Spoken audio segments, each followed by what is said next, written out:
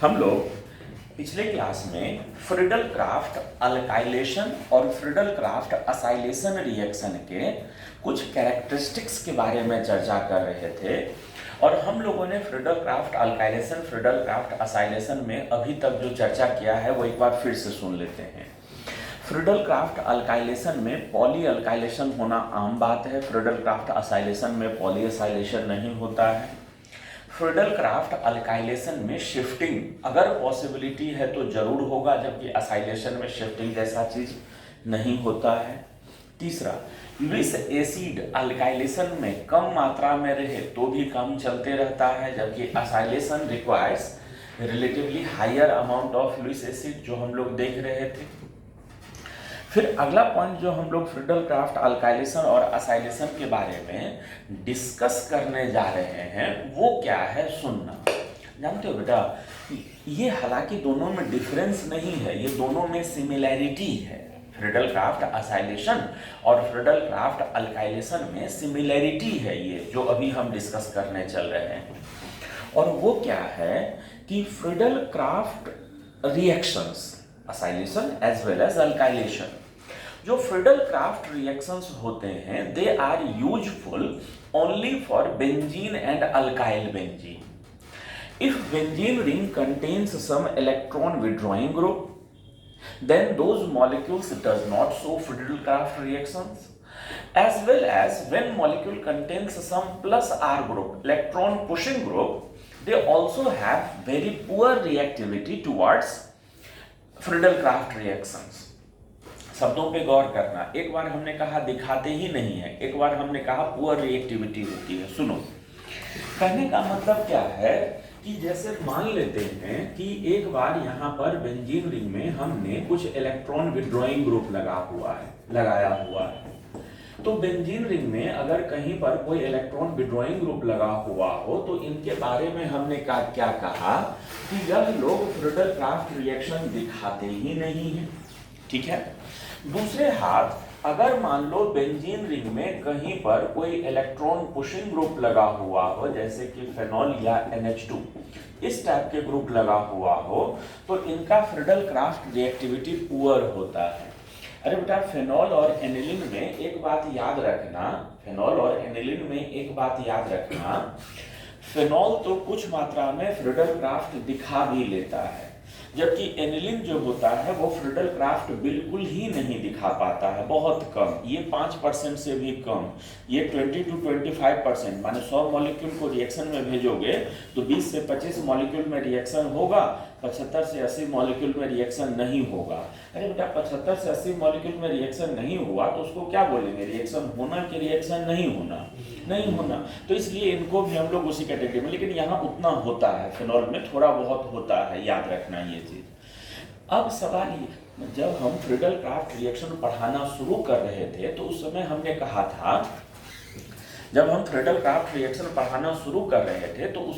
कहा था, कि जो फ्रिडल क्राफ्ट रिएक्शन होते हैं, बाकी इससे पहले वाला हैलोजिनेशन, सल्फोनेशन, जो भी रिएक्शन पढ़े थे उसमें बेंजीन एंड डेरिवेटिव्स बोलते थे। फ्रिडल क्राफ्ट रिएक्शन जब समझाना शुरू किए थे तो उस समय हम वहां पर बेंजीन और अल्काइल बेंजीन बोलते थे। यही कारण है कि बेंजीन के चाहे इलेक्ट्रॉन पुशिंग वाले डेरिवेटिव्स चाहे इलेक्ट्रॉन विड्रॉइंग वाले डेरिवेटिव्स हों, ये लोग फ्रिडल क्राफ्ट रिएक्शन में भाग नहीं लेते हैं। फ्रिडल क्राफ्ट रिएक्शन फ्रूटफुली अगर करवाना है, एक्चुअली अगर अच्छे परसेंटेज में करवाना है, तो हम लोगों को बेंजीन या अल्काइल बेंजीन ही रिएक्टेंट के रूप में लेकर चलना होगा।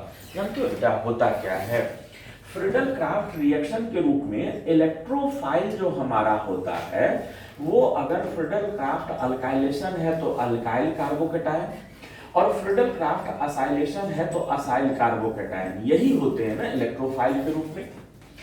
ये इलेक्ट्रोफाइल या ये इलेक्ट्रोफाइल ये तो काफी ज्यादा स्टेबल है, और ये भी हाइपर कंजुगेशन के कारण ठीक ठाक स्टेबल होता है।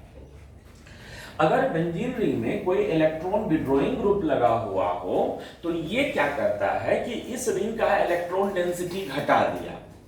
ये इलेक्ट्रॉन विड्रॉइंग ग्रुप लगा हुआ हो तो ये ग्रुप क्या करता है कि रिंग का इलेक्ट्रॉन डेंसिटी क्या कर दिया, घटा दिया, और रेजोनेंस के द्वारा कहीं कहीं पॉजिटिव चार्ज डेवलप करवा देता है।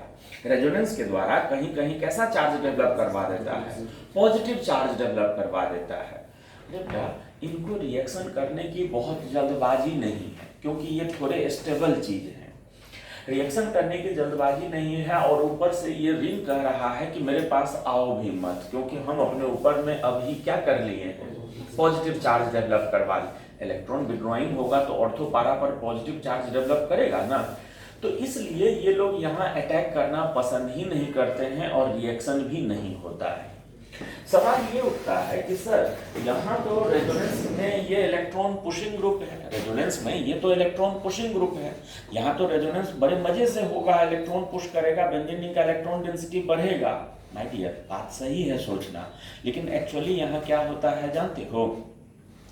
एक्चुअली यहाँ होता ये है कि इनके पास जो लोन पेयर है ना, इस लोन पेयर पर आकर अटैक कर जाता है कौन? इलेक्ट्रोफाइल। और सॉरी लोन पेयर पर इलेक्ट्रोफाइल आकर अटैक किया तो अब यहाँ पर कैसा चार्ज डेवलप हो गया? Positive charge. और पॉजिटिव चार्ज डेवलप होने के बाद यह बेंजीन रिंग से इलेक्ट्रॉन क्या करना शुरू कर देगा? खींचना शुरू कर देगा। अरे बेटा यहाँ पर रेजोनेंस के द्वारा इलेक्ट्रॉन विड्रॉ कर रहा था, यहाँ इंडक्टिव इफेक्ट के द्वारा विड्रॉ कर रहा है, तो ये उतना खराब सिचुएशन नहीं है जो जितना खराब वहां पर था।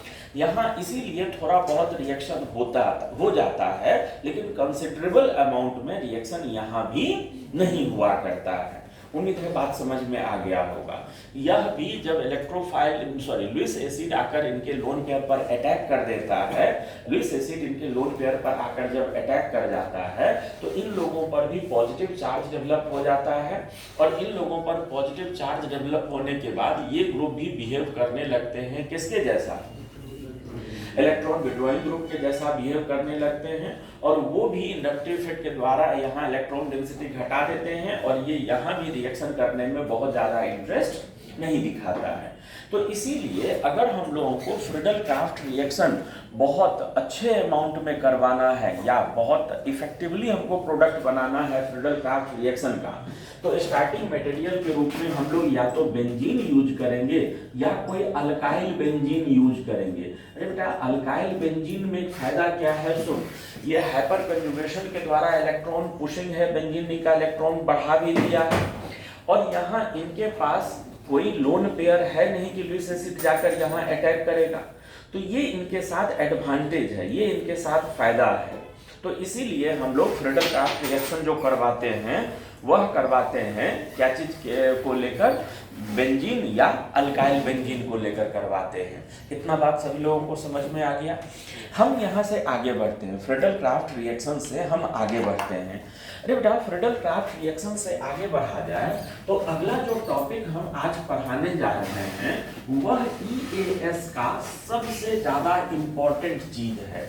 आज सबसे ज्यादा माने EAS वैसे ही हल्का टॉपिक है, इसमें बहुत ज्यादा कोई कॉम्प्लिकेटेड चीज नहीं है, लेकिन जो भी समझने वाला चीज है वो इसी पार्ट में है जो भी डिस्कस करने जा रहे हैं, और इसको हम बोलते हैं directive influence in benzene ring. ये जो टॉपिक हम लोग डिस्कस करने जा रहे हैं इस टॉपिक का नाम क्या हो जाता है? इसका नाम हो जाता है directive influence in benzene ring. Directive influence in benzene ring. Sir इस टॉपिक में हम लोग पढ़ने क्या जा रहे हैं जानते हो बेटा? अगर मान लो कोई मोनो सब्स्टिट्यूटेड, ध्यान से सुनते रहना, अगर मान लो हमारे पास कोई बेंजीन रिंग है और इस बेंजीन रिंग में पहले से कोई एक ग्रुप लगा हुआ है, कहने का मतलब बेंजीन रिंग मोनो सब्स्टिट्यूटेड है, बेंजीन रिंग में पहले से एक ग्रुप लगा हुआ है, और अब इसको हम लोग किसी एक इलेक्ट्रोफाइल के साथ रिएक्शन करवाने जा रहे हैं। इसमें फर्दर एक इलेक्ट्रोफाइल का इंट्रोडक्शन करवाने जा रहे हैं। तो यह कमिंग इलेक्ट्रोफाइल जो होगा बचे हुए स्पॉट में से कहां जाकर अटैक करेगा उसी के बारे में पढ़ने जा रहे हैं। तो हमको कहना यह है कि अगर किसी मोनो सब्स्टिट्यूटेड बेंजीन रिंग को हम लोग किसी इलेक्ट्रोफाइल के साथ रिएक्शन करवाते हैं तो यह इलेक्ट्रोफाइल कहां जाकर अटैक करेगा वह डिसाइड होता है इस ग्रुप के नेचर के आधार पर जो ग्रुप ऑलरेडी पहले से लगा हुआ है वह आने वाले ग्रुप के डायरेक्शन को इन्फ्लुएंस करता है कि भाई आप यहां जाओ, आप यहां जाओ, वही गाइड करता है। तो इसीलिए हम लोग इसी चीज के बारे में पढ़ने जा रहे हैं और टॉपिक का नाम होगा डायरेक्टिव इन्फ्लुएंस। जानते हो बेटा, कोई भी ये इलेक्ट्रोफाइल कहाँ जाकर लगेगा उस आधार पर ग्रुपों को दो भाग में बांटा गया है। कुछ ग्रुपों को बोलते हैं हम लोग ऑर्थो एंड पारा डायरेक्टिंग ग्रुप और कुछ ग्रुपों को हम लोग बोलते हैं मेटा डायरेक्टिंग ग्रुप। कुछ ग्रुपों को हम लोग क्या नाम से पुकारते हैं? ऑर्थो एंड पारा डायरेक्टिंग ग्रुप। कुछ ग्रुपों को हम लोग क्या नाम से पुकारते हैं? कुछ ग्रुपों को हम लोग बोलते हैं ऑर्थो एंड पारा डायरेक्टिंग ग्रुप। पारा डायरेक्टिंग ग्रुप बोलते हैं कुछ ग्रुपों को, ऑर्थो एंड पारा डायरेक्टिंग ग्रुप, और कुछ ग्रुपों को बोलते हैं मेटा डायरेक्टिंग ग्रुप। अगर बेंजीन रिंग में कहीं पर पहले से ऑर्थो एंड पारा डायरेक्टिंग ग्रुप लगा हुआ है, यह जो ग्रुप है वो ऑर्थो एंड पारा डायरेक्टिंग ग्रुप लगा हुआ है, तो अब जो इलेक्ट्रोफाइल का अटैक होगा वो या तो ऑर्थो पर होगा या तो पारा पर होगा। इन तीनों में से कहीं भी हो सकता है, ठीक है। और अगर बेंजीन रिंग में पहले से कोई मेटा डायरेक्टिंग ग्रुप लगा हुआ हो तो आने वाले इलेक्ट्रोफाइल का अटैक जो होगा वो दोनों मेटा में से कहीं पर हुआ करेगा। ये बात है। अब क्यों, उसका कारण हम लोग अभी देखेंगे, लेकिन बात समझना। अरे बेटा, ऑर्थो एंड पारा में भाई ऑर्थो पर होगा कि पारा पर ज्यादा होगा? तो हमेशा याद रखना ज्यादा मात्रा में ऑर्थो पर हुआ करेगा। इन दोनों में ज्यादा मात्रा में कहाँ हुआ करता है? ऑर्थो। और ऑर्थो पर ज्यादा होने का कारण है प्रोबेबिलिटी फैक्टर। अभी प्रोबेबिलिटी आप लोग पढ़ रहे थे, प्रोबेबिलिटी फैक्टर। ऑर्थो का संख्या 2 है, पारा का संख्या 1 है। रैंडम अगर अटैक हो तो हमेशा ऑर्थो ज्यादा होगा। हाँ, अगर ये लगा हुआ ग्रुप बहुत ज्यादा हिंड्रेंस वाला हो, बहुत बड़ा हो, बहुत ज्यादा हिंड्रेंस हो, तब मेजर जो होने लगता है वो कौन सा होने लगता है? पारा वाला। इसका स्टेरिक फैक्टर, इसका साइज वाला फैक्टर ऑर्थो को कम करके पारा को बढ़ा सकता है। नहीं तो नॉर्मल साइज वाला अगर कोई ग्रुप है तो हमेशा ज्यादा हुआ करेगा। क्या चीज का संख्या? ऑर्थो पारा में ऑर्थो ज्यादा हुआ करता है। आओ हम लोग कुछ ऑर्थो पारा डायरेक्टिंग ग्रुप का एग्जाम्पल देखते हैं और आखिर वो ग्रुप ऑर्थो और पारा डायरेक्टिंग क्यों है उसके बारे में चर्चा करते हैं। तो जानते हो बेटा, कुछ ऑर्थो पारा डायरेक्टिंग ग्रुप जो होता है वो ये है। जैसे मान लेते हैं यहाँ पर यह CH2 माइनस हो गया, जैसे मान लो यहाँ पर ये O माइनस हो गया, जैसे मान लो यहाँ पर ये NH2 हो गया, जैसे मान लो यहाँ पर ये NHR हो गया, जैसे मान लो ये NR2 हो गया, जैसे मान लो यहाँ पर ये OH हो गया, जैसे मान लो OH के बाद यहाँ OR हो गया, OR के बाद यहाँ पर मान लेते हैं ये NHC डबल बॉन्ड OR हो गया, उसके बाद ये अल्काइल, उसके बाद ये एराइल और उसके बाद ये हैलोजन। यह सब जो ग्रुप है यह ग्रुप ऑर्थो और पारा डायरेक्टिंग होता है। यहाँ जितना भी ग्रुप हम लिखे हैं ये ग्रुप जो होता है वो कैसा होता है? ऑर्थो या पारा डायरेक्टिंग होता है। अरे बेटा, एक बात याद रखना, कुछ खास तरह के क्वेश्चनों को डील करते समय, कुछ खास तरह के क्वेश्चनों को डिस्कस करते समय हम लोगों को कई बार निर्णय करना पड़ेगा कि ऑर्थोपारा में भी कौन मजबूत ऑर्थोपारा डायरेक्टिंग है और कौन कमजोर ऑर्थोपारा डायरेक्टिंग है। कुछ समय कुछ क्वेश्चनों में हमको डिसाइड करना पड़ेगा ऑर्थोपारा में कौन मजबूत ऑर्थोपारा है, कौन कमजोर ऑर्थोपारा है। तो याद रखना, यह जो सीक्वेंस लिखा हुआ है यह डिक्रीजिंग ऑर्डर है। यह सबसे मजबूत ऑर्थोपारा डायरेक्टिंग उस छोर के ग्रुप और इस छोर के ग्रुप सबसे कमजोर ऑर्थोपारा डायरेक्टिंग है। यह ऑर्थोपारा का घटता हुआ सीक्वेंस है। अब हम एक ऑर्थोपारा डायरेक्टिंग लेते हैं और वो क्यों ऑर्थोपारा है उसके बारे में डिस्कस करते चलते हैं। जैसे ऑर्थोपारा के एक एग्जांपल को हम देख रहे हैं। जैसे मान लो बेंजीन में हम लोगों ने यहाँ क्या किया है, यहाँ पर बेंजीन में हमने यह लगा दिया है, ये NH2 ग्रुप लगा दिया है। बेंजीन में हमने क्या किया है, यह NH2 ग्रुप लगा दिया है। ठीक, जानते हो क्या, ये ग्रुप अगर लगा हुआ हो तो यहाँ होने वाले रेजोनेंस के बारे में बात कर लेते हैं। यहाँ होने वाला रेजोनेंस कैसा होगा, तो यहाँ होने वाला जो रेजोनेंस होगा वो ऐसा ही होगा ना, यह लोन पेयर का शिफ्टिंग नीचे, ये बॉन्ड पेयर का शिफ्टिंग यहाँ पर। अब देखो इस रेजोनेंस के कारण यहाँ पर माइनस चार्ज डेवलप हो गया, ये डबल बॉन्ड, ये NH2, ये प्लस, बाकी के दो बॉन्ड ने तो अभी भाग ही नहीं लिया है। अब ये double bond single bond lone pair, ये जो कंजुगेशन में है, तो ये लोन पेयर को बॉन्ड पेयर के रूप में, ये बॉन्ड पेयर को लोन पेयर के रूप में कन्वर्ट कर दो, तो यहाँ होने वाला अगला रेजोनेटिंग स्ट्रक्चर कैसा हो जाएगा, यहाँ माइनस ये दोनों बॉन्ड और यहाँ डबल बॉन्ड, ये NH2 प्लस। और इसका अगला जो रेजोनेटिंग स्ट्रक्चर हो जाएगा वो कैसा दिखेगा बोलो, इसका अगला जो रेजोनेटिंग स्ट्रक्चर हो जाएगा, यह जो लोन पेयर है ये यहाँ बॉन्ड के रूप में, बॉन्ड पेयर यहाँ लोन पेयर के रूप में, तो इसका अगला रेजोनेटिंग स्ट्रक्चर जो हो जाएगा वो हो जाएगा यहाँ माइनस, और ये बॉन्ड और ये डबल बॉन्ड, और ये यहाँ क्या चीज, ये NH2 प्लस। और फिर अगले रेजोनेंस में क्या हो जाएगा, ये बॉन्ड का शिफ्टिंग, ये बॉन्ड का शिफ्टिंग यहाँ, माने इस तरह का एनिलीन हो जाएगा, ये इस तरह का वापस एनिलीन में बदल जाएगा। बेटा इनका अगर हम लोग रेजोनेंस हाइब्रिड स्ट्रक्चर बनाएं, तो रेजोनेंस हाइब्रिड स्ट्रक्चर अगर इनका हम लोग ड्रॉ करें, तो रेजोनेंस हाइब्रिड स्ट्रक्चर में क्या हुआ है, यहाँ डबल बॉन्ड कैरेक्टर, ये NH2 पर कभी जीरो कभी प्लस, तो एवरेज निकालेंगे तो पार्शियल पॉजिटिव, और यहाँ इस पोजीशन पर कभी कभी माइनस, बाकी समय में कुछ नहीं, तो यहाँ हल्का सा निगेटिव, यहाँ हल्का सा निगेटिव, यहाँ हल्का सा निगेटिव। जानते हो बेटा होता क्या है, अगर बेंजीन रिंग में, खूब ध्यान से सुनना सब लोग, अगर बेंजीन रिंग में कोई ऑर्थो पारा डायरेक्टिंग ग्रुप लगा हुआ हो, तो यह रेजोनेंस के द्वारा ऑर्थो और पारा पोजीशन का इलेक्ट्रॉन डेंसिटी क्या कर देता है, बढ़ा देता है। यह रेजोनेंस के द्वारा ऑर्थो और पारा पोजीशन का इलेक्ट्रॉन डेंसिटी क्या कर देता है, बढ़ा देता है। अरे बेटा अगर ऑर्थो या पारा पोजीशन का इलेक्ट्रॉन डेंसिटी बढ़ रहा हो तो आने वाला इलेक्ट्रोफाइल कहाँ जाएगा, इसमें किसी को कोई शक या शुबा है, आने वाला इलेक्ट्रोफाइल हर बार कहाँ अटैक करेगा, ऑर्थो या पारा पोजीशन पर ही अटैक करेगा। इसीलिए ये सारे ग्रुप जो होते हैं वो ऑर्थो पारा डायरेक्टर होते हैं, ये इसीलिए ये सारे ग्रुप जो हैं वो किसके एग्जाम्पल में आते हैं, वो ऑर्थो या पारा डायरेक्टिंग के एग्जाम्पल में आते हैं। इतना बात सभी लोग को समझ में आ गया है।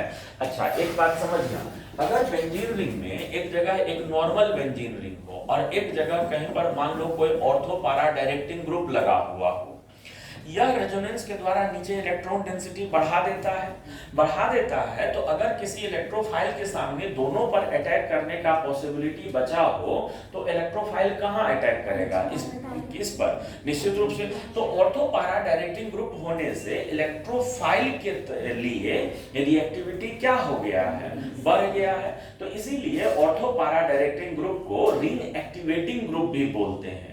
ऑर्थो पारा डायरेक्टिंग ग्रुप को क्या नाम से पुकारा जाता है, रिंग एक्टिवेटिंग ग्रुप के नाम से पुकारा जाता है। इतना बात समझ में आ गया।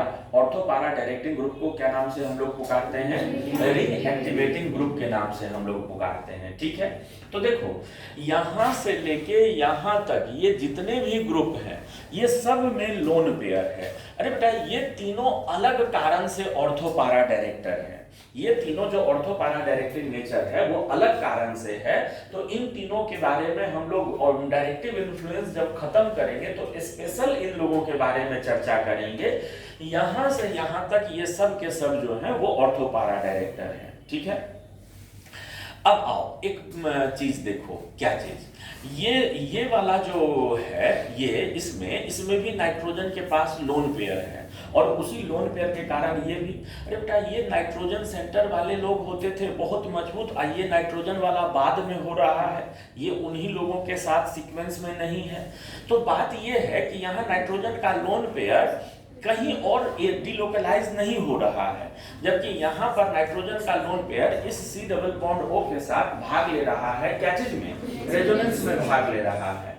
तो इसीलिए ये थोड़ा कमजोर हो जाता है और वो लोग जो होता है वो मजबूत हो जाता है। अगर निगेटिवली चार्ज वाले स्पीसीज को छोड़ दें तो नाइट्रोजन वाले सेंटर मजबूत, उसके बाद ऑक्सीजन वाले हो जाएंगे और उसके बाद एक ये ग्रुप, बाकी तो ये अल्काइल, एराइल और ये हुआ करता है।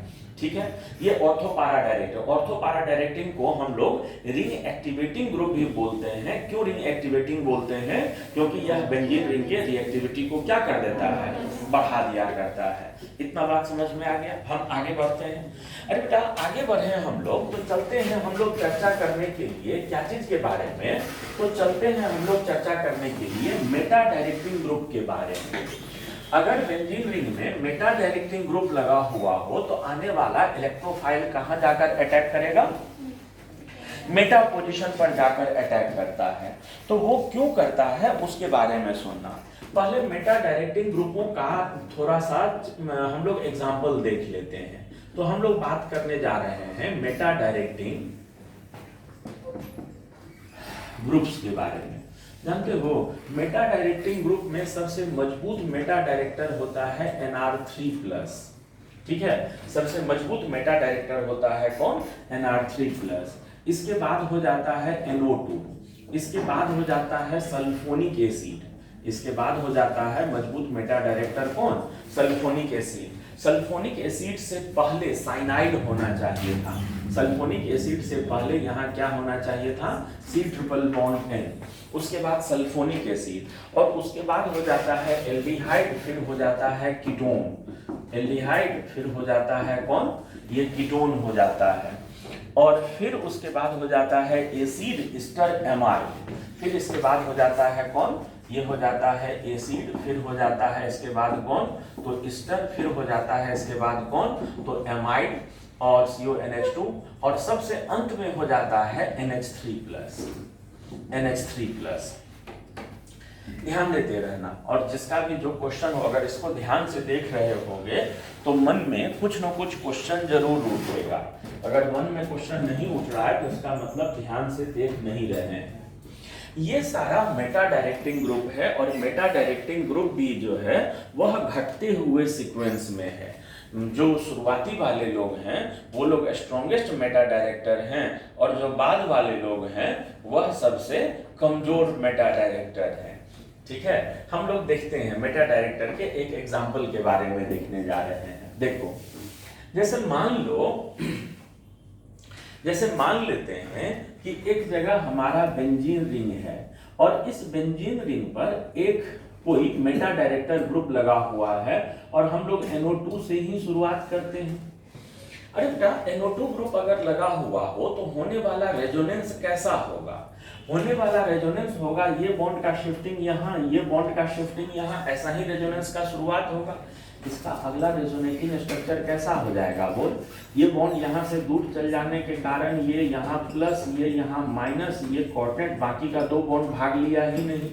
अगले रेजोनेटिंग स्ट्रक्चर में ये बॉन्ड का शिफ्टिंग यहाँ हो जाएगा, और नीचे वाले कार्बन पर कैसा चार्ज आ जाएगा? प्लस। ऊपर का स्ट्रक्चर जो है एज इट इज रह गया है। फिर अगले रेजोनेटिंग स्ट्रक्चर में ये बॉन्ड पेयर का शिफ्टिंग यहाँ हो जाए, और अगला रेजोनेटिंग स्ट्रक्चर जो हम लोगों को दिखेगा उसमें प्लस यहाँ बॉन्ड, यहाँ ये डबल बॉन्ड, ये N, ये O-, ये यहाँ पर कोऑर्डिनेट, ये ऐसा रेजोनेटिंग स्ट्रक्चर।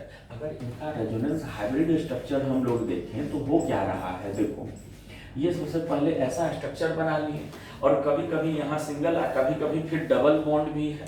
तो इस नाइट्रोजन को ये फिर अगला को माने डबल सिंगल को दोनों रिप्रेजेंट करने के लिए डॉट डॉट डॉट दिखा देते हैं।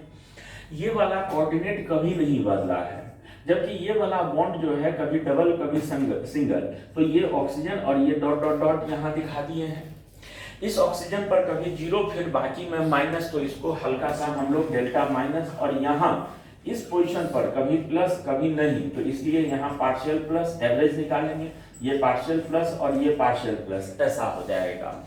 गौर करना खूब ध्यान से, अगर बेंजीन रिंग में पहले से कोई मेटा डायरेक्टर ग्रुप लगा हुआ हो तो मेटा डायरेक्टर ग्रुप रेजोनेंस के द्वारा ऑर्थो और पैरा पोजीशन पर इलेक्ट्रॉन डेंसिटी क्या कर लिया है? घटा लिया है।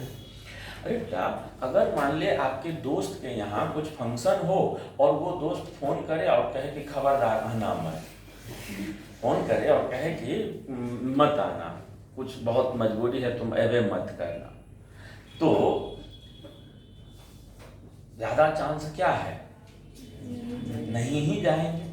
इलेक्ट्रोफाइल खुद पर पॉजिटिव है उस पर, और ये सब पोजीशन अपने ऊपर पॉजिटिव चार्ज डेवलप करवा कर क्या कह रहा है, अपने ऊपर पॉजिटिव चार्ज डेवलप करवा कर कह रहा है कि इलेक्ट्रोफाइल तुम मत आओ। तो ऐसे कंडीशन में अगर इलेक्ट्रोफाइल थोड़ा भी स्टेबल हो, थोड़ा भी कम रिएक्टिव हो, तो वो रिएक्शन नहीं ही करेगा। लेकिन अगर इलेक्ट्रोफाइल बहुत ज्यादा रिएक्टिव हो तो वो आकर रिएक्शन करेगा भी, तो कहाँ करेगा, जानते हो बेटा, इसके केस में मेटा डायरेक्टर ग्रुप को रिंग डीएक्टिवेटिंग बोल दिया जाता है। मेटा डायरेक्टर को क्या बोला जाता है, इनको बोला जाता है ring deactivating, ring deactivating group बोला जाता है। रिंग डीएक्टिवेटिंग क्यों बोलते हैं जानते हो, क्योंकि ये बेंजीन रिंग के रिएक्टिविटी को क्या कर देता है, घटा दिया करता है।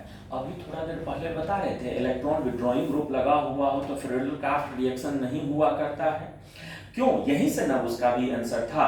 वहां पर फ्रीडल-क्राफ्ट रिएक्शन क्यों नहीं हुआ करता है, वहां पर फ्रीडल-क्राफ्ट रिएक्शन इसलिए नहीं हुआ करता है क्योंकि अटैकिंग रिएजेंट कम रिएक्टिव है और डीएक्टिवेटिंग लगने यही वाला सिचुएशन वहां डेवलप हो जाता है।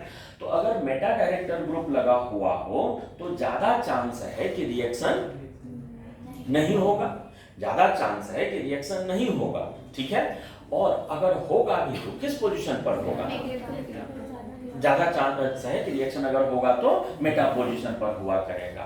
ये इतना कहानी, इतना बात सभी लोगों को समझ में आ गया है। चलिए हम यहाँ से आगे चलते हैं, और यहाँ से आगे चलते हैं। अभी थोड़ा देर पहले याद है आप लोगों को वो 3 ग्रुप हम घेरे थे और उसके बारे में बोले थे कि उसके बारे में चर्चा हम लोग करेंगे अभी थोड़ा देर के बाद। हाँ, मेटा डायरेक्टर ग्रुप में कौन, ये सीक्वेंस आपको याद रखना है। पूरा सीक्वेंस न याद रहे तो कम से कम टॉप 3 सीक्वेंस जरूर याद रखिएगा।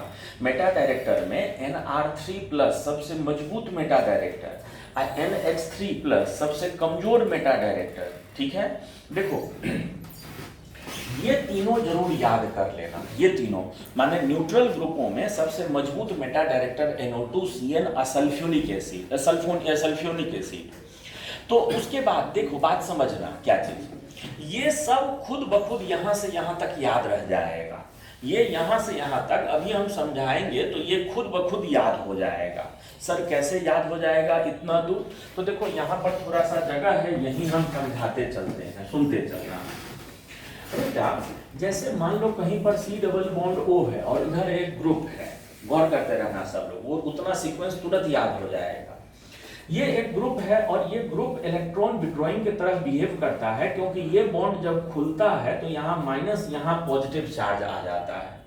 आप एल्डिहाइड में देखिए, यहाँ पर हाइड्रोजन है, हाइड्रोजन ने प्लस को कहा कि हमसे किसी तरह के मदद की उम्मीद करना ही मत, हम तुम्हारा बिल्कुल भी मदद नहीं करने जा रहे हैं, और मदद नहीं करने जा रहे हैं तो यहाँ पॉजिटिव चार्ज जो डेवलप होगा वो ठीक ठाक क्वांटिटी में होगा, और पॉजिटिव चार्ज अगर ठीक ठाक क्वांटिटी में डेवलप हुआ तो मजबूत इलेक्ट्रॉन विड्रॉइंग, इसलिए वो पहले है। कीटोन जो दूसरा है, ये वाला कीटोन जो दूसरा है, यहाँ पर एक अल्काइल ग्रुप लगा हुआ है। अरे बेटा ये अल्काइल ग्रुप जो लगा हुआ है कम से कम इंडक्टिव इफेक्ट से तो इलेक्ट्रॉन पुशिंग की तरह बिहेव करेगा, यहाँ प्लस थोड़ा सा कम होगा इसलिए वो बाद में है। एसिड वाला देखो, एसिड वाला में यहाँ ऑक्सी OH है, उसके बाद OR है। OH अगर है तो क्या होगा, यह रेजोनेंस के कारण इलेक्ट्रॉन देगा। अरे बेटा पूछोगे सर रेजोनेंस के कारण तो ये भी इलेक्ट्रॉन देने में सक्षम है, रेजोनेंस के कारण तो एसिड भी दे रहा है, एस्टर भी दे रहा है, तो वो क्यों मजबूत, ये क्यों बाद में लिखा हुआ है। रेजोनेंस के कारण लोन पेयर वो भी दे रहा है, ये भी दे रहा है, वो क्यों मजबूत है, ये क्यों कमजोर है।